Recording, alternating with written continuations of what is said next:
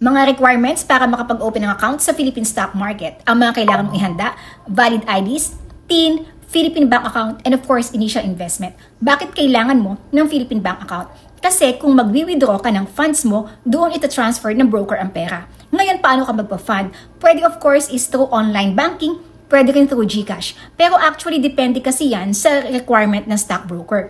Ang mabuti pa, tingnan mo na lang kung ano man yung requirements ng stockbroker.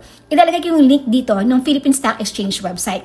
Make sure na tama ang link na itatype mo dahil lahat ng legit stockbrokers ay nakalista dyan. However, ang mga example ng legit stockbrokers ay Call Financial, BDO Securities, BPI Trade, First Metrosec at marami pang iba. Tamang-tama, magkakaroon ako ng free live online webinar ngayong September 8, 10, 12, and 15, 2025. Ito ay para sa mga beginners or wala pang alam or zero knowledge sa Philippine stock market.